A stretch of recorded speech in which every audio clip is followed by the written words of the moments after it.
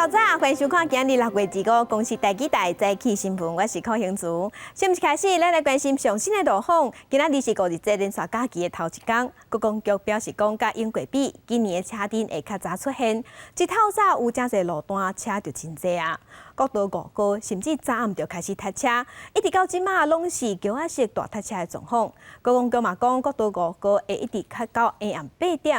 啊，那西部的高速公路对早起7点就开始塞啦。拄着疫情解除封锁了后，头一个连续假期，人阵即马拢走出来，所以台铁、高铁嘛拢有开加班车。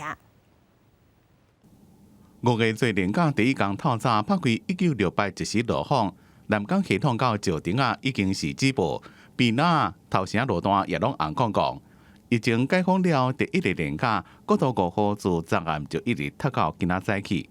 昨天开始就出现了，然后持续到今天上午。那我们现在刚开始7点，我们有实施南下的高层载管制，再来看看到底会不会再把就是这样拥塞的状况能做一些稍微的疏解。这一次的一个旅游的特性呢，我们是预判大概会到晚上8点。高公局讲，甲往年5月做连假比起来，今年车流量变多时间点有较早。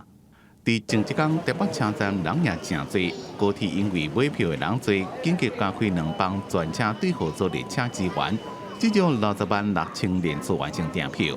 交通部长林佳龙也特别到台北车站看详细所问的情形。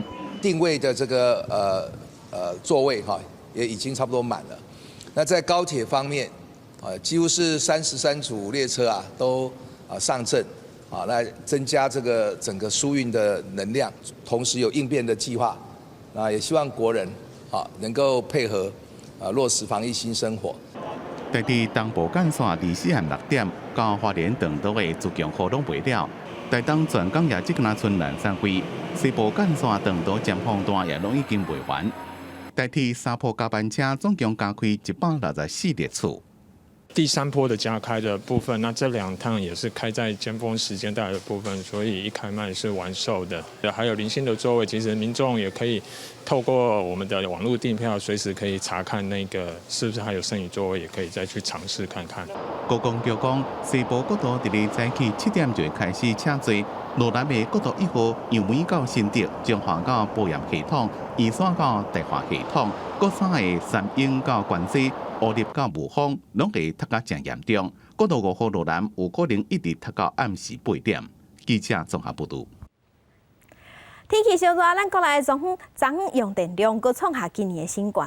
虽讲备转用量还阁有11%，是用电还阁有9个青灯。也毋过台电表示，为着要确保袂欠电，还阁7月份大学指定考试的用电是稳定的，所以伫咧昨暗已经重新启动台中电厂2号机。那针对这件代志，台中市的环保局表示讲，一定会处罚。为了要应应全国的用电需求，台电24号重启台中火力电厂2号联维机组。台中市政府表达抗议，环保局派人去稽查，依照空污法开单，相当会当罚2000万。今仔日若是国保停机，会将相关人员移送法办。跟中火一再跟他们声明，这个在法律有争议的条件之下。不要来贸然启动2号机。如果不立即停工的话，我们会将负责人依空法第56条移送法办。那负责人可以处3年以下有期徒刑。环保局讲，办事虽然是5月做，不过也是加班继续追踪台电是毋是有停机。不过台电回应，全台湾这几天温度清悬，用电量一直增加。24号上悬的用电量3716.95万千瓦，第8遍发布今年用电记录，也是历年用电量排名第3。虽然备转用量率有10.99%，维持供电强度的日顶。不过连假了用电的尖峰期，也个大厦只可稳定供电的需求，才会正式点火加入供电。这个机组是可以合法运转的。那么外界关心中火2部机的启动是否合法？那事实上，这2部机组废证的裁罚已经经过环保署来撤销，因此呢，这2部机组加入供电行列是完全合乎法律的规定的。台电讲重新启动中火2号机是考虑热天的空气品质状况良好，机组的排放标准也拢合格。也若是毋是启动中火3号机，台电讲以备转用量率维持伫咧10%做标准，看未来用电状况才来决定。记者综合报道。赶紧来关心连续假期的天气，咱先来看温度。今仔日各地主要拢是侪云到好天，啊，毋过伫中南部有局部地渐阵雨，也是雷公雨。过头了后，各地山区、北部、东北部有西北雨，而且爱细日较大阵的雨。温度的方面，同款烧热，伫桃园以北、东半部、高雄、屏东、云林甲南投，拢有机会达到36度以上的高温。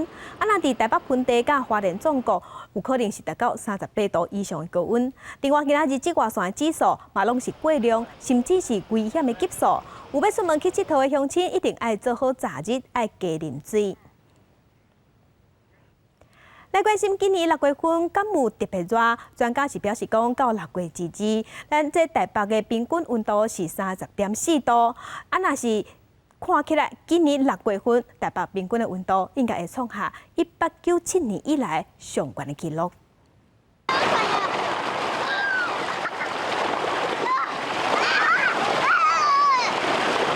泡伫台北自来水园区的水池仔内底耍水，不管大人也是囡仔，拢感觉真热，大家拢想要来耍水。鬼天气！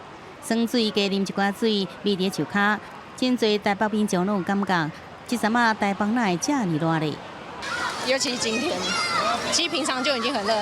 23台北7站测出史上第2高温38.4度，24下晡7点52分，台北7站38.2度，是即天全台湾第2高温的。专家指出，受到太平洋高压发威，也佮有都市热岛效应相互影响，14到23台北每天的高温超过36度，历史上连续高温36度以上的上最的日数是16天，出现在2017年8月7号到20。搁再统计到2日的资料显示，6月台北平均高温是有达到30.4度。5月底梅雨结束之后，台湾的天气形态都比较稳定，不排除以台北的这个月平均温度有可能会创下这个1897年以来这个最热的6月。若是未来8天平均温度是在28.9度以上，今年6月台北平均温度可能创下1897年以来上悬的纪录。而按照气象局预测，未来1礼拜依然是真热，嘛要注意准雨。那其实未来1周这种阵雨在中南部的平地、沿海这一些区域，尤其是南部的沿海平地，还是有机会发生。全台湾6月拢小忽，台北市破纪录的热，截至23为止，卫福部统计已经有443人受热伤害。专家讲，今年热天较早热，即阵才拄开始热尔。由即阵来看，风台也未较早出现，高压又搁偏强，上热7月即要到啊，也是有先做好防范的准备。记者综合报道。各乡亲来关心今仔日的早报重点，先来看自由时报。过日这4天的连续假期今日开始。1968 APP 敢会阁警示倒位人较侪？已经指挥中心的指挥官陈时中是表示讲，进前连续假期人侪所在并无出现疫情，所以人的流动是无风险的。为着避免造成民众的困扰，所以旅游热点这部分会对 APP 先摕落来。来看《苹果日报》，阳明大学甲交通大学去年通过学校合并，嘛甲计划报去教育部。交通大学是证实讲，教育部已经完成审议，要报行政院同意啊。按算伫咧明年2月份就会挂牌，后摆学校的名就号做国立阳明交通大学。合并了后，学生的人数有17000多人，老师有1400多个。来看《联合报》。台湾伫肝病的权威医生，有台湾肝地名号的中研院士、台大医学院的教授陈定信，昨昏因为腰鞘癌过身，享受77岁。伊是咱国内头一个毋是博士出身的台大医学院院长，对台湾基础肝病有重大的研究，是上早证实讲，咱台湾肝病主要原因是 B 型肝炎病毒，嘛推动用婴治鼻肝的预防射。互咱台湾拄啊出世的红婴鼻肝的感染率对16%降到无到1%，嘛提出死肝的治疗方法，互咱台湾肝病研究领先全世界。来关心中央流行疫情指挥中心昨昏宣布讲，有一个伫咱台湾的日本学生，返去日本了后，检验出胃着武汉肺炎，是无症头的感染者。日本是认为讲，伊是伫台湾防卫着的。那咱疫情指挥中心嘛表示讲，无排除有可能有社区感染。中央流行疫情指挥中心下晡2点才宣布，国内无新增加武汉肺炎确诊病例。结果计无到3点钟，搁再开记者会公布新增加1名确诊病例，是一个20多岁8地期停留台湾的日本女学生，登去日本当地了后，虽然无症状，不过被采检出新冠肺炎的阳性，即阵受日本方面安排伫检疫旅馆隔离。目前看起来，以他的自述跟以前的情况，跟日本这边回来的一个调查结果，就比较他目前都是无症状。好，那所以在这里我们大概不管怎么样，还是提高警觉那先做隔离采检。目前好像他的那个移动跟生活的范围还算是单纯根据指挥中心了解，这名确诊个案是在今年2月底对日本入境台湾，伫南部读册，伫台湾期间大部分在南部地区活动。6月20坐飞机登去日本时，在入境采检检出新冠病毒阳性。23日本甲台湾指挥中心联络，才知影这桩确诊个案，即阵已经列出140名可能接触的人，包括同校的老师、学生甲宿舍相关接触者。其中125人列做伫厝隔离对象，15个人列做自主健康管理对象。这位个案因为他没有任何的症状，所以也无从了解他到底是什么时候被感染。个案有没有可能是假阳性的这个问题啦？那所以我们想要了解说他那个在检验的部分，它的 CT 值是多少？指挥中心讲会进一步调查个案校外活动的情形，来列出其他可能的接触者。而这个确诊病例是不是本土病例？指挥官陈时中讲，无排除有社区感染的可能。若是社区感染，这个个案就是本土案例。不过，这阵疫情调查也伫进行中，所以讲暂时无列出案号。记者综合报道。那疫情指挥中心嘛宣布讲，对今日开始要开放桃园机场，予国际旅客来搬飞行机。也毋过，这个旅客袂使入境台湾，转机的旅客爱伫8点钟来离开。也毋过，这道开放搬飞行机并无包括中国的航班。国内武汉肺炎疫情有较长好，考虑到国际旅客来台湾转机的需求，疫情指挥中心宣布，为25番点开始开放桃园机场转机。不过会排除疫情还是真严重的中国，而且会要求乘客敢若会当搭共一个航空集团的航班。目前有华航、中英、甲国泰等等的航空公司，而且限制转机休的时间爱伫8点钟以内。旅客落飞行机了后，空间甲路线拢有隔开。若是旅客有食食、买物件的需求，会有专人提供服务。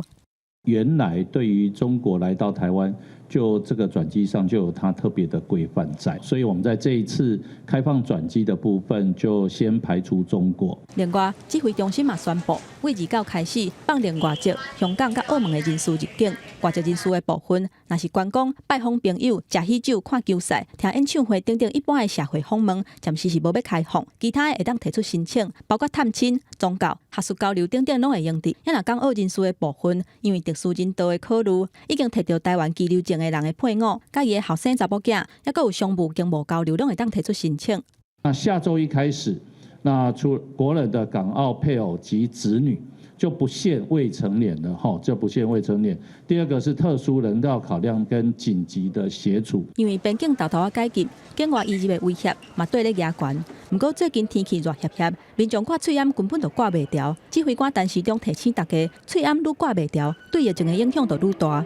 口罩越戴不住，那当然对疫情的影响就越大。那大家必须有这样的一个觉悟。在疫情仍然在严峻的情况之下，要保有一个正常的生活。那每一个人都应该把健康行为建立起来。陈时中强调讲，国际疫情也是真严重，这8天内就新增加100万外的确诊的个案，都要继续关心。也若指挥中心嘛表示，才会批准入境的外籍、甲港澳人士登机的时阵，都要提出3天以内 PCR 核酸检测阴性的报告。入境了后，嘛要居家检疫14天。记者综合报道。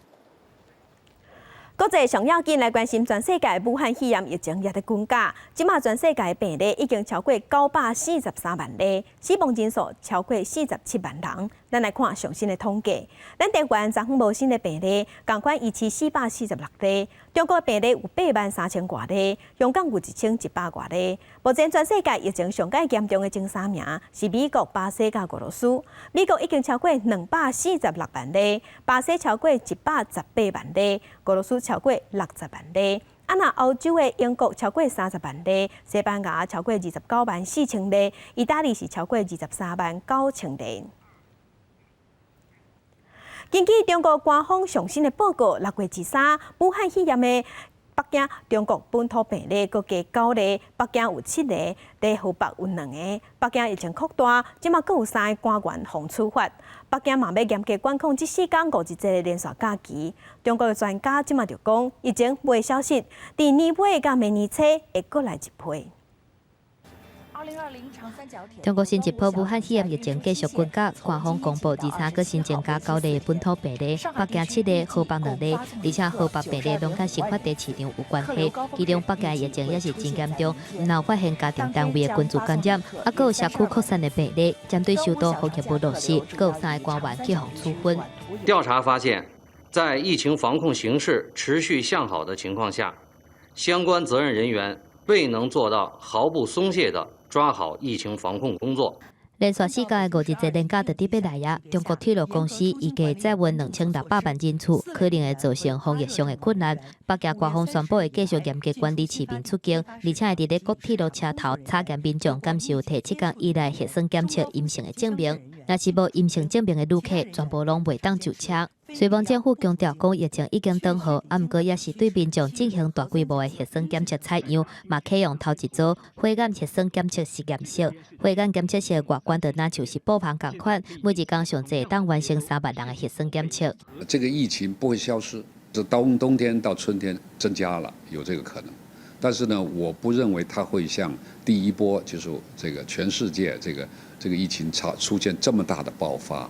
针对最近这波疫情，中国科学专家钟南山坦白讲，疫情未消失，所以第期以来也是要采取停课、减少航班等等的强烈措施，才会当控制病情未过来发生。记者综合报道。严格执行。那互外界批评对疫情极放风的巴西总统波索纳罗，伊即马是去互联邦法官裁定讲，判伊爱伫公共场合挂喙罨，若无就要甲罚。另外，巴西疫情一天内加3万9千多例，专家认为讲，这甲上早放任防疫措施有关系。一向轻视防疫反对风声说法，认为经济较重要的巴西总统波索纳罗，23伫首都巴西利亚出席官方活动时，竟然自头起尾拢挂喙罨。原来伊互法官下令，必须在公共场合挂喙罨。路透社报道，巴西联邦法官波瑞里做出裁决，讲总统在宪法上有义务遵守法律，并且促进公众利益。若是个外依照规定挂喙罨，会面临每天2000块的巴西钱，相当代表11000多块的罚款。A situação da pandemia no estado do Rio de Janeiro ainda é muito preocupante. Ela, no momento, está indo para o interior do estado.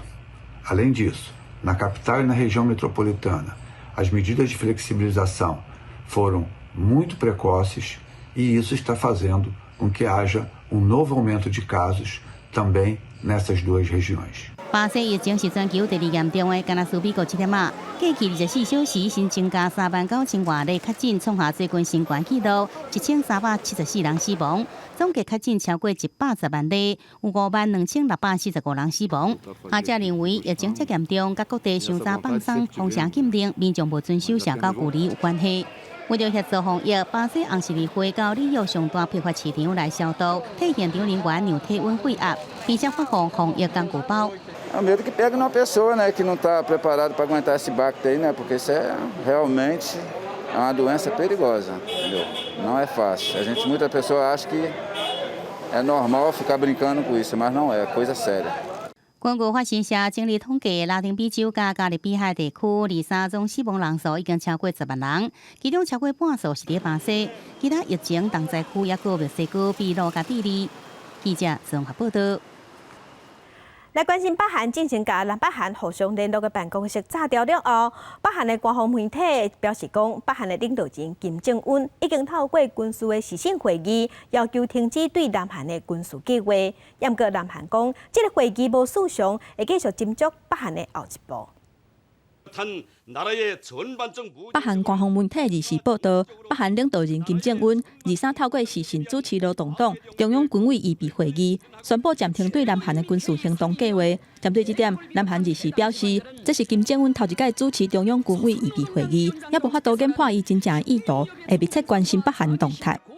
중앙군사위원회 예비회의라는 것이 과거에 보도된 적이 없기 때문에 매우 이례적으로 보고 저희들도 예의주시하고 있다고 말씀드리겠습니다. 外界原本按算讲，23个会议会宣布对南韩进一步军事行动的方向。不过金正恩所宣布暂时冻点，若是对南韩的军事行动有通过，按算北韩会恢复实弹火炮射击的军演，或者是发动军舰驶过海的分界等等起事的行为。若这届引起两边严重对立的原因，极有可能是因宣传的行为。南韩二是嘛强调讲，两边拢爱遵守协议。首年政府会严格禁止脱北者的团体，搁互反北韩的宣传背过。 접경 지역 주민의 안전을 위협하는 행위에 대해서는 앞으로도 단호하고 엄정하게 대처해 나갈 방침임을 다시 한번 말씀드리겠습니다. 朝鲜半岛的局势，过去3礼拜，因为南韩脱北者的团体违反2018年两韩领导人的板门店宣言，甲北韩领导人金正恩甲第一夫人李雪主作恶的宣传单飞过北韩。秘书金正恩的小妹金宇正16下令，甲两韩伫咧开城工业区的联络办公室炸毁，而且佫讲会伫咧两韩非军事区部署军队，而且北韩嘛开始空飘甲南韩总统文在寅作恶的宣传单。 这礼拜，佫伫咧两韩的边界重新安20个用来新建化为的广播器。不过，伫咧金正恩下令暂停对南韩军事计划了后，北韩24嘛甲其中10个广播器拆掉。这敢是咧暗示朝鲜半岛的局势出现短时的转机，也是未来会有佫较侪风波，也佫爱观察。记者综合报道。 那今仔日6月1日是韩战爆发70周年，这场战争对朝鲜半岛造成正大影响，互南北韩分裂。为着纪念今仔日，首尔有大学的教授发起纪念活动，要纪念当年死亡的官兵，希望大家对过去的历史学着嘉视。 自70年前的这场攻击韩战开始，也彻底改变朝鲜半岛的命运。70年了，南韩人用无同款的方式纪念这场历史。会场顶头印一枚太极旗，在韩战70周年进前，希望会当带动南韩人对韩战的记忆甲情绪。 With it being the 70th anniversary of the Korean War, the biggest motivation and the goal of this campaign was to create a touching symbol that would reach many generations.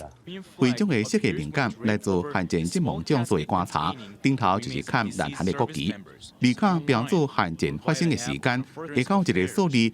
122609也有特殊意义。南韩在韩战有超过13万军人死亡，也不过只敢拿找到1万多具尸体，还有12万2609人到今也找无。主办单位所送的徽章，希望民众会当翕相分享，和网络出现12万2609片太极旗徽章的大文，纪念这挂战士，也和少年人了解这段历史。 As we were trying to come up with a platform that people in their 20s can utilize the most. 韩战在1950年6月2日开始，迄当阵北韩的领导人金日成突然间对南韩的李承晚政府发动攻击，朝鲜军跨过北纬38度线，3天就攻下古名叫做汉城的首尔，无到2个月就挖过鼓山，尾下美军主导的联合国军队出手斗3天。 Thousands of inexperienced young men have been trained by battle-seasoned American and Korean soldiers and turned into a smooth, well-drilled modern army. Equipped with American weapons. 联军自仁川登陆反攻，在1950年10月拍到北韩的平壤，一直到中国的边境压力江。尾后北韩要求中国斗3天，局势搁再改变，联军被迫撤退，战线搁转到北纬38度线。了，这场战事拍3年，一直到1953年7月27日，参战的北韩、中国联军签停战协议，才结束这场冷战时期第一场大规模的热战。不过停战协议了后，两韩并无签和平解决方案，一直拢是战争状态。2018年9月19日，南韩总统文在寅甲北韩领导人金正恩闭门单独会谈了后，双方签平壤共同宣言。青瓦台对外表示，这项宣言事实上宣布战争状态结束。不过在文金会了后，无搁再有其他进展。美国甲北韩的谈话也无搁继续。在最近北韩一直威胁，两韩的关系也搁紧张。在韩战结束将近70年了，朝鲜半岛的和平也看袂到。记者综合报道。若中国甲印度伫6月15日沿边界发生冲突，造成几10个人死亡。经过2个月外交部长甲国防部长通电话了后，第22日时有达成共识，讲要甲部队撤离冲突的所在。即摆外界就是讲两边已经讲好啊，毋过中国外交部甲解放军煞伫昨昏随夜批评印度爱为即届的冲突负起所有责任。中国甲印度举行第2轮军长级会议了，印度媒体指出，中印双方达成共识，会撤离相对的武装部队。正当外界就是讲，这场冲突就要结束啊！无想到讲，印度陆军参谋长到冲突的前线慰问边境部队，一个办将互甲中国军人冲突的士兵，和中国官员各在出面指控印度是非曲直十分清楚，责任完全不在中方。我们之所以发表这样的声明，是因为印度外交部包括印度媒体大量的披露了不实的、虚假的信息。中国外交部24日提出印军非法越过实际控制线等3大罪状。中国解放军也自头国家中国版本的冲突环境各讲一遍，叫印度爱负全部的责任。此次事件完全是由于印方违背共识、单方面挑衅造成的，完全是在双方认可的实控线中方一侧发生的，责任完全在印方。中国甲印度为了要解决5月开始的新一波的边境部队对立，6月初6举行两国边境部队的军长级会议，同意要缓和局势。15暗就发生几60人死伤的暴力冲突。到昨晚，冲突事件看起来降温，抑搁伫咧国内反中情绪的升悬。传讲印度可能会用经贸手段反制中国。记者综合报道。若中国的军机昨昏是搁飞过巴士海峡，飞到咱的防空识别区外口的空隙，而且甲美国的军机飞到真远，互美军共赶走。美军事专家即马是分析讲，中国解放军的行为是要压制美军伫南海行动。中共军机做军动作真接，早起中共军机飞过巴士海峡，飞到咱防空识别区东南外的空隙。美军正伫为 P-34反舰机加油的美军 KC-135加油机，对共军这么大胆行动，美军马上空中警示要求远离。国防部讲，对台湾周围海空域拢有严密监控。军事专家是分析，共军安尼做是反制美军在南海的侦察行动。美国在南海还有台湾，就是南部巴士海峡的水域它主要的征收目的都是中国的战略核潜舰。美军连续几天派遣侦察机甲反舰机在巴士海峡甲海南岛空域进巡，监控共军舰舰动态。专家讲，中共核舰舰必须突破第一岛链，经过台湾东部海峡的菲律宾海，巨鹰2型监射弹道飞弹，才发到有效打击美国西方。而中国北京海洋研究院也伫推特写讲，美军采取的是反舰模式，也问讲海底下面敢有啥物物件？可能在南部战区，在广东跟海南岛附近。可能有一些新的设施开始在运作，比如说雷达，或者是可能有些新的部队的驻地调整。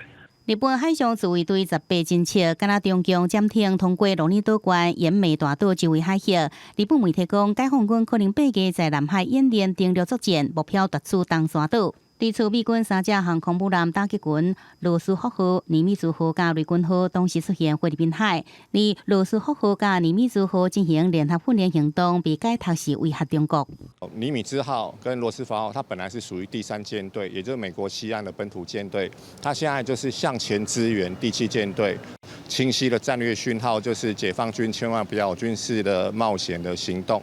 针对美国军舰表示任务圆满达成，中国经由环球时报回应，美国调降来到中国周边的可能性真悬，唔免伤紧张。美中双方的军事比较在空中一路到海上，专家讲未来之下作战模式会更加激烈。记者综合报道。政治消息来关心，进前监察委员提名名单引起风波。总统蔡英文表示讲，这份名单是由总统伊决定的，所以伊会负起全部责任，继续检讨。那即阵监察委员被提名人罗金昌，马上压出伊的厝有意见。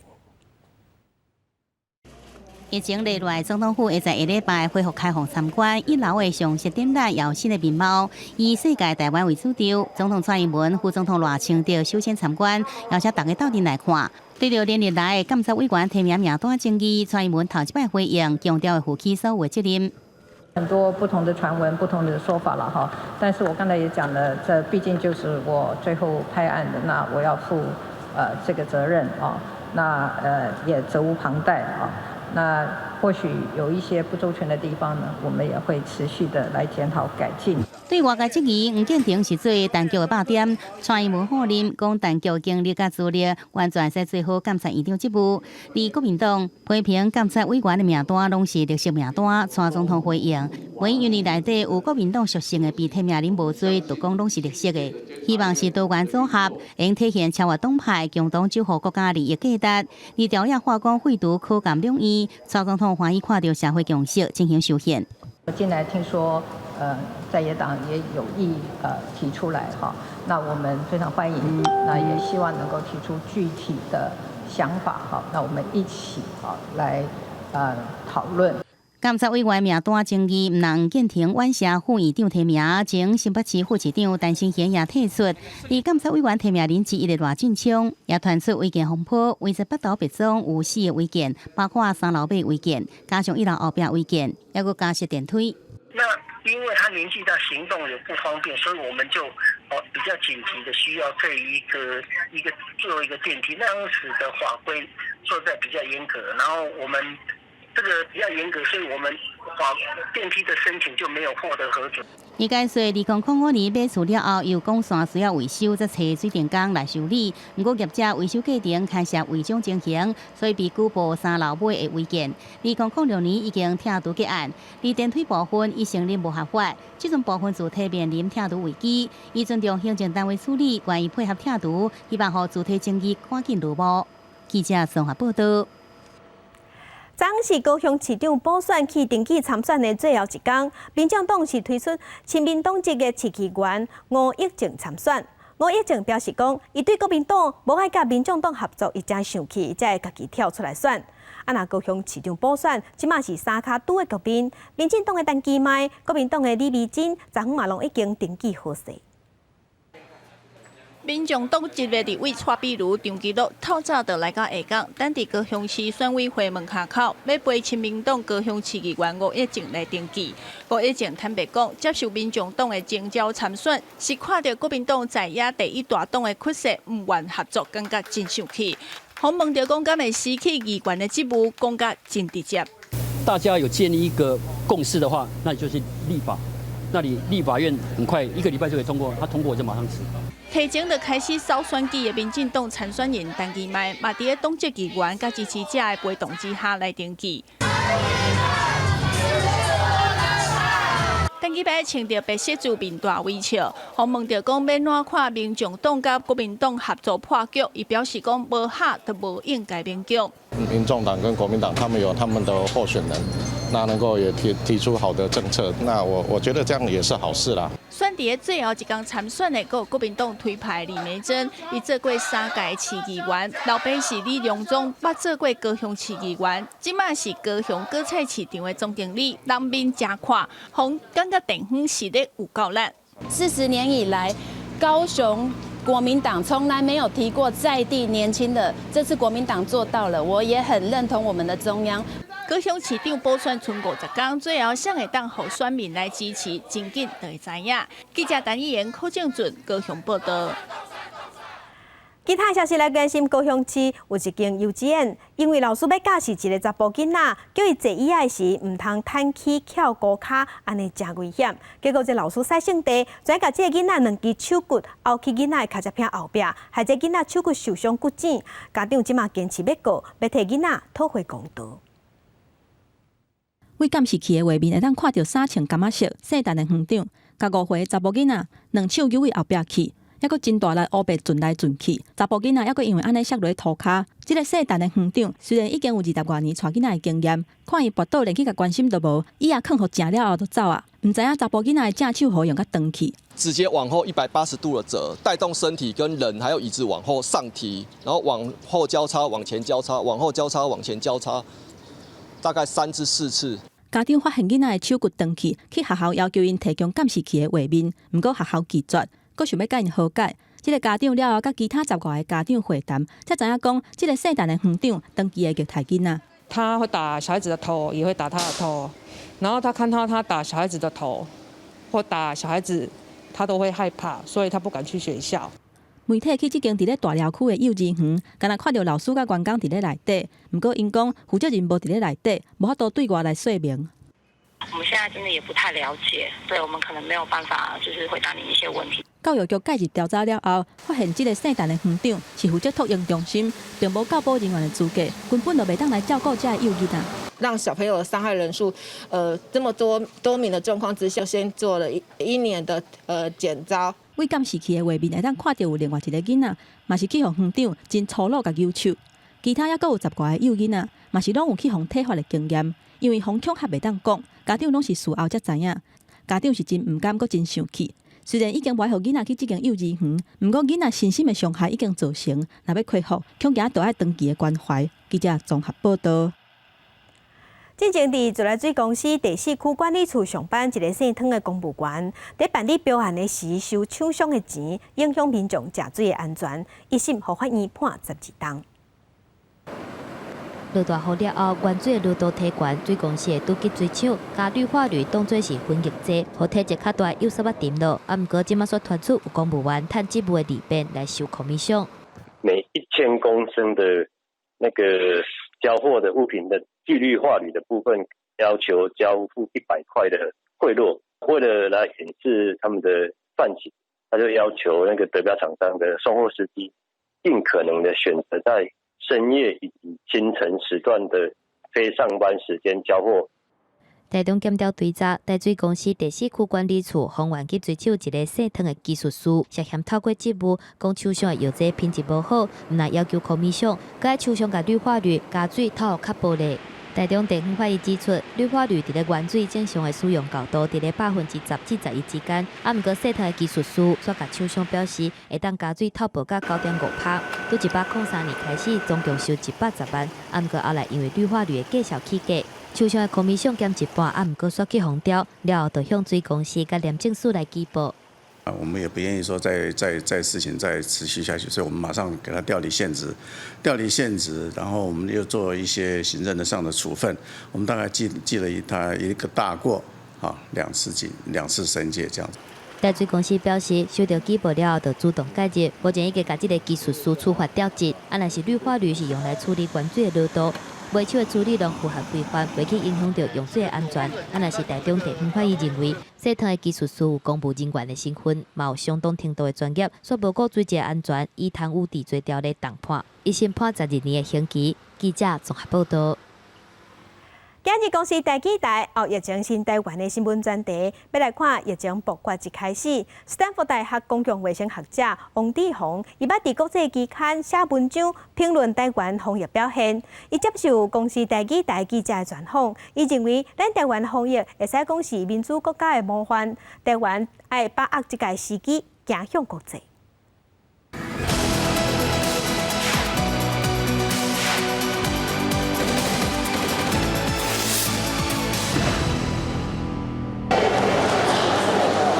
疫情串烧全球病例超过900万，台湾的疫情已经稳定，开始解封了后的防疫新生活。要写论文来肯定台湾科技防疫的斯坦福大学副教授王志宏指出，台湾对疫情的控制超过伊原本的期待。台湾是一个民主国家，所以其实在控制疫情是相对的困难。然后还可以跟人民有效的沟通，这个让台湾变成一个民主国家的一个典范。SARS 的疼，互台湾社会学着防疫就是作战，虽然防护伊顶顶，唔但家己有够用，阁会当支援外国，嘛互世界看到台湾制造业快速动员的实力。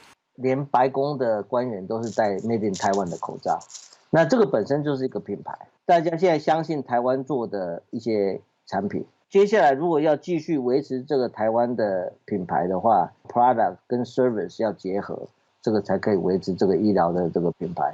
王志宏指出，台湾伫咧防疫警备顶悬比各国加出半年的时间。因为现在就是像龟兔赛跑，现在忽然这个疫情把这个兔子呢先勒在一边，所以呢乌龟，我们台湾虽然小，但是呢我们很勤劳，可以提早达到终点站。这个6个月要好好的利用。王志宏认为，现阶段台湾充满机会，台湾的市场敢若占1%，要为制造医材搁进一步发展规套稳固医疗的解决方案，有策略的去占全球其他99%的市场。传统的医材变成 IoT， 然后变成 AIoT。无接触的经济就是讲，你可能你厝里可能有一寡设备，会当帮你，比如讲量血啊、量心跳啊，送去互医生。各国对防疫系统的需求未属实火烧白白，也毋过对治安问题目前有顾虑。王志宏分析，会当用台湾的经验发展一套整合性的解决方案，让使用者会当控制资料的传播。那当你有一个比较完整的一个solution的话，因为台湾现在是整体防疫系统都做出来了，可不可以适用在其他国家？这个还是个问号。王志宏认为，台湾的医疗产业爱做国家队，并且和国际大厂结盟。伊建议政府应该发动整合资源、改良法规，带产业来拍国际比赛，掌握后疫情的新机会。记者尤以真张玉水台北报道。那这波疫情影响产业，劳动部是公布在休无薪假的统计，已经超过3万个劳工，这是这11冬来上介济的。其中做外销的制造业休无薪假的劳工上济。那豆豆在恢复的产业，上介明显的就是餐饮业。另外，大经医嘛预测，咱国内景气第3季会开始恢复。加草鱼切几块大火落去钱，早起的时阵，总部师正伫传好料的。有名的港即菜餐厅因为疫情影响，对3月初开始暂停营业。而即阵因为疫情落来啊，只要在27重新再来营业咯。一直打电话来问我说：“你到底要不要开了？”我说要，我们慢慢在准备中。我说还没有好，要到6月27号才可以。当天是80%满，慢慢这2天可能会，你们报纸一直写了，大概客人都会回来了。随着国内疫情落来，餐饮业的整体营收才慢慢在回升。根据大经医公布最新景气动向调查，5月份的制造业、服务业甲营建业的营业气候测验点拢是上升。大经医认为，对测验点形势来证明，今年第2季是经济上低点。第2季是谷底，第3季开始有回温，但是我们并没有把它估得很强劲。大概今年的话，会比较像这个央行总裁提到，就是大概 Nike Go Go 这样的情况。因为欧美国家也陆续解除封城，互伫进前暂停的订单即要入来咯。不过对劳动部上新公布数字，全台有1334间企业，总共是30505人，通报实施减班休困，也就是放无薪假，创下近11年来新高纪录。其中批发零售业甲休大餐饮业人数慢慢减少，不过制造业超过16000人，继续上升。国内的国旅。那加上最近有一些毕业旅行在执行，住宿餐饮业都能够有一些好转。制造业的部分有一些外销国家个别的客户可能在封城的情况受到一些订单上的影响，这个部分有一些人数上的增加。劳动部指出，在制造业内底，金属机电也有化学工业实施人数较多，主要是甲国际疫情有关系。若是制造业客户是伫国外，而且有封城才情形，就影响到整体产业链。而对着放无薪假的企业，劳动部会将名单提供予经济部，看要怎进一步来协助。记者综合报道。2冬前的2月7日，花莲发生大地震，有几栋大楼倒去，195户有老无厝。当时花莲县政府是伫8月定起，按说每年就会使完工，有44户的受灾户要大入去。花莲县长徐正伟带头，包括抗疫新冠监督委员会召集人张善政加地方民意代表，也向感谢工程一切顺遂。虽然来参加受灾户无多，淹过来拢真感动。真的是心中非常的感触良多哈。那么在这边呢，除了谢谢县长，还是谢谢县长。2018年的抗疫大地震造成花莲市云门翠地白金双星无居无所顶大楼倒去，总共195户受灾户。官府提供一地重建安心梯，最后建伫咧新城乡。安心宅那在这个去年的9月25号正式开工，那目前的进度呢超过50%，已经来到54%。本来打算明年3月完工，因果工程进度提前，所以市政府希望受灾户当明年就大入去。对现款使用的情形，张县长讲，大部分拢用伫咧去安心贴。围灌到明年都还不一定完工，是不是能够在0206之前就让我们的这个住户能够安心，而且期待希望能够入住？我们善款大概一共有收入大概20多亿，那现在大概用掉一半，大概还有10多亿啊。那么这里面其实最大的开销就是这栋房子。官府的资料，安心贴基地面积差不多884平，以及2栋50楼的建筑，分做15到40平4种房型，总共44户。目前这款受灾户大部分拢是细厝或者是住伫咧亲戚朋友家，真希望伊人赶紧有家己的厝。记者综合报道。去年台中花圃结束了后，阁有144万张的花圃卡放伫县市政府的仓库内底，大约价值6000万。交通局即马是表示讲，花圃卡敢若会使用伫电子票证，袂使用伫其他的所在，所以要安怎利用，爱阁想一下。区公所人员伫仓库内底，甲花圃卡做卡机摕出来。花圃结束了后，台中市交通局无收回去，嘛毋知影未来敢有其他用途，即马敢若会当好好甲伊收起来。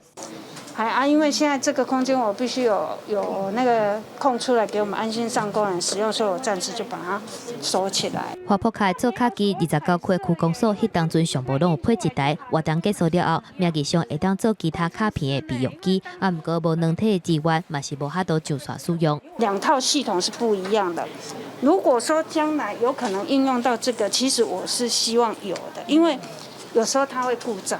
目前市民伫卖做卡机，平均一台拢要5-6万块左右。这批花圃卡的做卡机是市政府还是厂商的资产，抑搁伫咧调查。若是台中市交通局仓库内底144万张的抗白卡，一张成本40块，欠1块，总共的价值就要甲新台票6000万。无分出去的抗白卡，即马加做议员嘴里伫讲的无路用的塑胶片。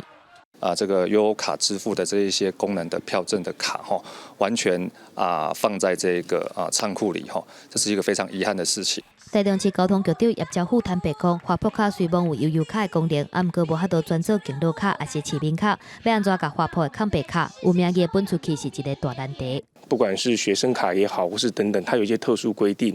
那现在卡片能不能做到，这是一个问题。比如说后续，假如市政府在推虚拟卡的过程，那会有过渡期，有没有哪些地方需要用到实体卡片？那如果这个花圃卡可以适用，我们还是可以应用。台中市交通局指出，花圃卡迄当阵是专票的设计概念，若是要转做其他的用途，还有半票甲专票的问题。若是要讲自家系统，倒不如转向虚拟票券的方向来规划。因为今年4月份已经完成利用的证据，等待结算验收完成了，会阁来研究花圃卡未来的方向。记者综合报道。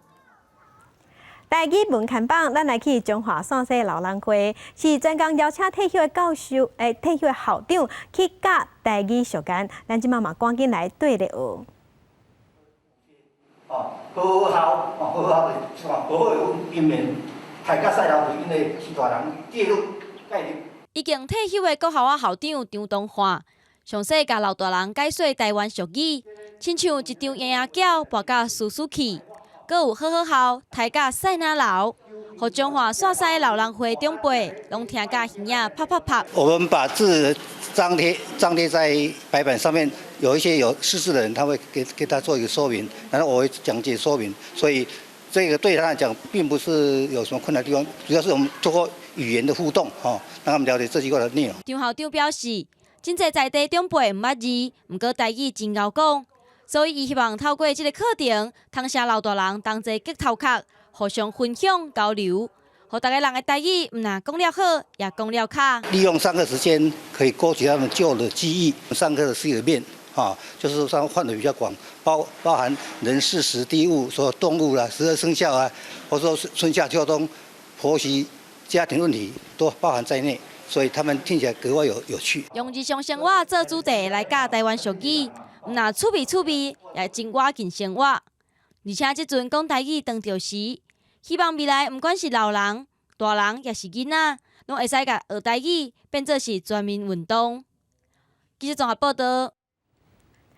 世界正新息，咱来看，即马世界各地，尤其美国，陆续解除封锁了后，上届时行的佚佗方式，就是使露营车四界去佚佗。消费者买有套房这款规格的露营车，那亲像甲一间套房载咧四界去野外生活去度假，即马嘛正做后疫情时代一款新的生活。停车场停真侪大大小小露营车，展示中心也阁不时有消费者要来看车。美国国州即马开始解除居家限制，民众即马要出去耍，真侪人是开露营车。So you could take an RV, go away with your family, and stay out in a campground or in the woods and be by yourself. And so now the RV industry is on fire because everybody stayed at home 60 to 90 days. They're tired and they want to get away and they can't stay in a hotel room. 接待中心内面有各种的露营车，互人去看甲目睭花。有的是简单的露营设备，也有袂输敢若是小套房或者是2房1厅的设施，互消费者无论是出去度假，也是出门去老老实实的拢会用的。上重要是，可袂接触到其他人，降低感染风险，也真做后疫情时代的新生活模式。If I have it, I don't want to give it to anybody, and then I don't want anybody to give it to me. So the distance thing is really a smart idea. 业者讲，自5月初重新营业了，业者甲去年同期比是直接并倍。抑阁真侪消费者是第一遍接触露营车，真正看好这个市场。因过受到疫情影响，露营车的零件欠，生产线也拢停落，市面上无新的露营车，所以卖车市场有限。因过真侪无打算要买车的消费者，就去会当说露营车的营地度假。You know, we've always looked at ourselves in the camping industry as the original social distancing. And a lot of our new customers are telling us just that. We've seen a significant spike in reservations for the remainder of the camping year this year. As people are released from shelter in place and starting to move around the country a little bit. 本来就真介意户外露营的民众讲，露营车只是底站真做大家避难防疫的选项之一。若是流行一体，露营车又会变少。记者综合报道。那即阵非洲嘛有武汉肺炎的疫情，受疫情影响无生理，男朋友有农场甲村的肉品拢送互有需要的人。伫塞内加尔是有一间小型的航空公司，即马是无半个旅客，也毋过为着要确保飞行机有飞会当飞，所以逐礼拜也是照起降飞，就算落空抓嘛是照常飞。塞内加尔一间小型航空公司 Transair 新冠疫情爆发，过后公司状况更加严重，因为塞内加尔宣布所有航班停飞到6月30。Transair 目前的旅客数是挂零，不过就算是点关无载人，每礼拜也是坚持飞一摆。An airplane is a machine that is designed to work. If the plane doesn't fly, the machine doesn't work, and when you restart late.If a minimum of maintenance is not done, you can have a lot of problems. 南非的受劳农场业者肉品伤过济，几啊位农场主人规气将大量肉送互当地散车人，严厉封锁措施，互非常济南非人无法度出去工作。We cannot have access to what we have, and then just around the corner, people through no fault of their own are going hungry.So it's actually an easy decision. It's the right thing to do. 另外一个国家坦桑尼亚是重新开放海堡酒吧甲餐厅。总统马古富利表示，病疫确诊案例正在降低，不过这个国家已经几个礼拜无通报确诊数字。The government has announced people still need to take precautions since the coronavirus still exists. We have also been taking precautions here. 在疫情期间，非洲各国的穆斯林庆祝开斋节。塞内加尔也有大量穆斯林祈祷，因大部分拢挂喙安。奈及利亚东北部的都市麦杜古里，数千名穆斯林为远离冲突流离失所，伫临时营地参加开斋节祈祷。毛里塔尼亚穆斯林赶伫宵禁实施进前赶紧回去，因为这的宵禁时间是逐天的下晡4点到隔天早起6点。记者综合报道。来关心天气，今仔日各地拢是侪云到好天，高温会达到36度以上。啊，若伫台北本地，也有花莲总国有可能会是达到38度以上高温。而且紫外线指数拢是过量，甚至是危险的级数。有要出门去佚佗的乡亲，一定要做好早日，嘛要加啉水。来关心今仔日各地头的温度。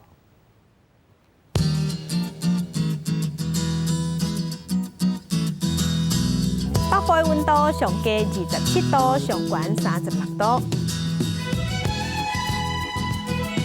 中部的温度上低26度，上悬34度；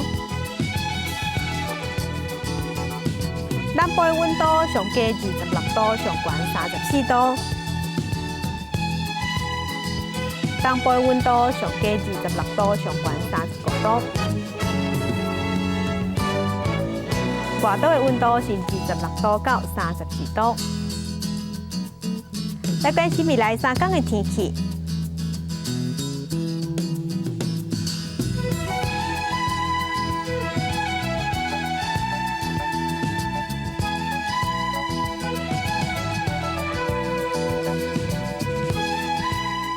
感谢乡亲收看今日的公视第2台早起新闻，我是柯兴竹，祝您顺心。明仔载同这个时间，咱再会。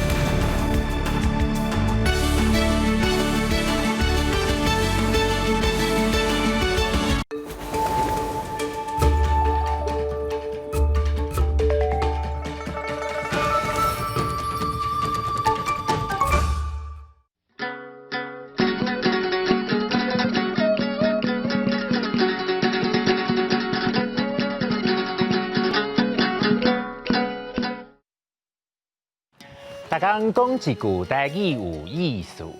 大家一句的观众朋友，大家好，我是李医师。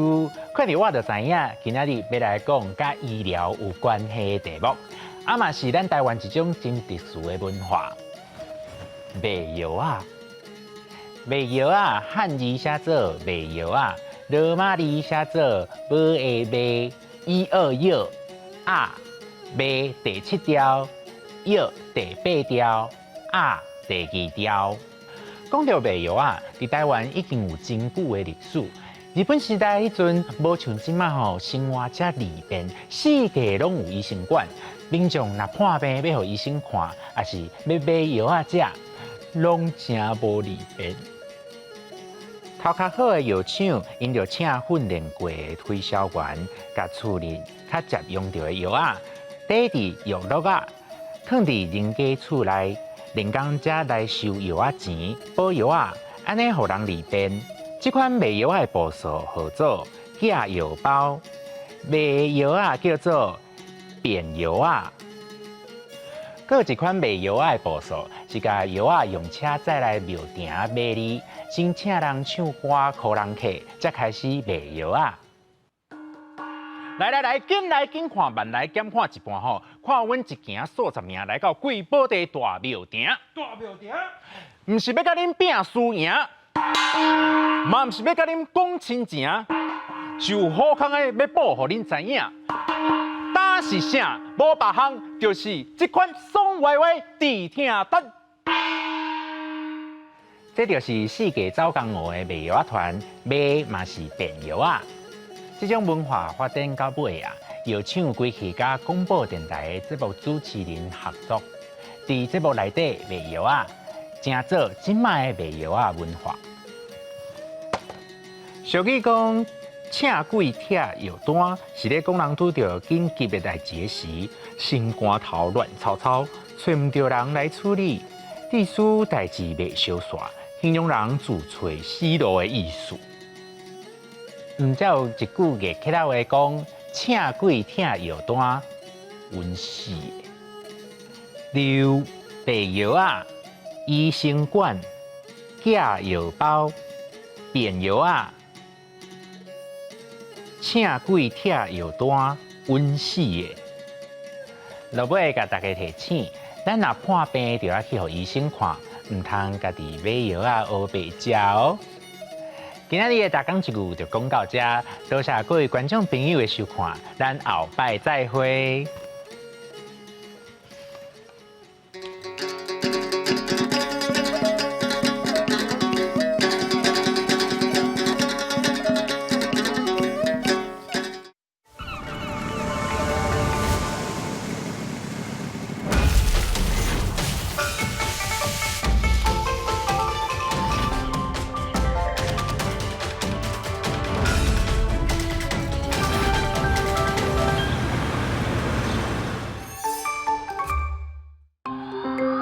这是公视第几台，接落来请收看咱的节目。